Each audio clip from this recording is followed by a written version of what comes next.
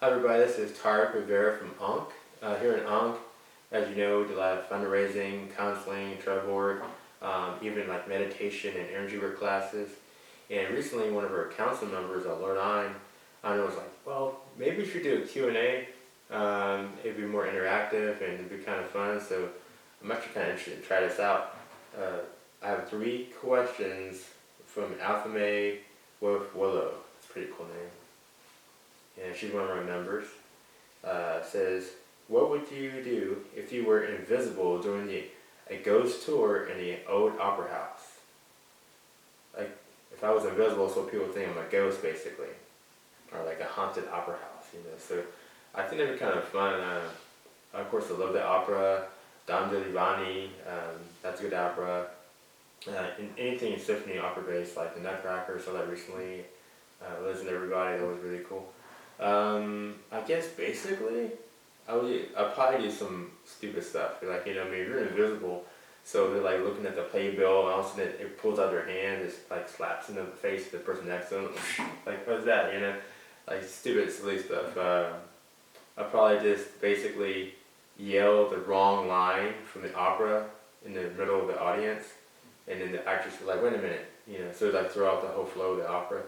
I don't know. I think it'd just be kind of fun, Like I can like go backstage, get the props, and then while the opera is happening, there's like a wig floating past them or something, like something crazy, So that'd be kind of fun.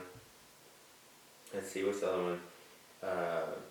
If you, what's your favorite place to meditate? That's an interesting question. My favorite place to meditate, strangely enough, is anywhere I'm at. Like it even started when I was like in middle school. Like I'd be in science class and I'd finish my work early because I love science, right? So I was pretty diligent in science.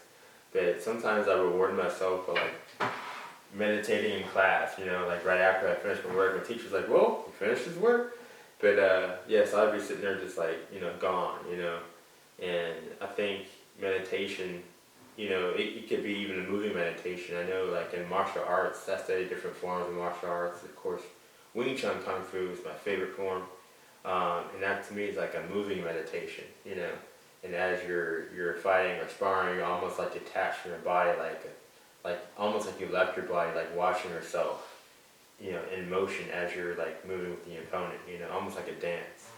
So that's actually kind of interesting. But I'm actually trying to get more into meditation, and at some point probably start teaching some classes in that, so that'd be pretty cool. It says, who would you channel if you could channel a mystic, artist, writer, or magician? Actually, you know what, that's tough. That's like a cross between either Edgar Allan Poe, which I'm a huge Poe fan. I went to Edgar Allan Poe Elementary, essentially born Gothic, Edgar Allan Poe Elementary School was a cool elementary school. But so Edgar Allan Poe, or actually Brandon Lee. Brandon Lee was incredibly articulate. He had just a poet's heart, and of course, his passion for martial arts. But his last words before he passed away was like, "Nothing in life is trivial." How many times have you seen the sunrise or once, twice, not even that, but it seems limitless. He has these amazing perspectives that, if you have more time, I'm sure you can shed light on even more subjects like that. But of course, Brandon Lee, it's a close, hand to reach to Bruce Lee. So that's probably also influential in that. But Brandon Lee was amazing. So probably Brandon Lee. That was close though. Edgar Allan Poe almost got me there. Close one, Edgar.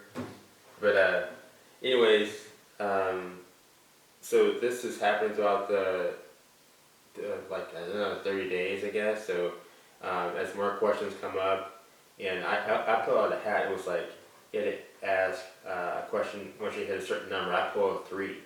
So once I get 3 more questions, then after this I'll do it again.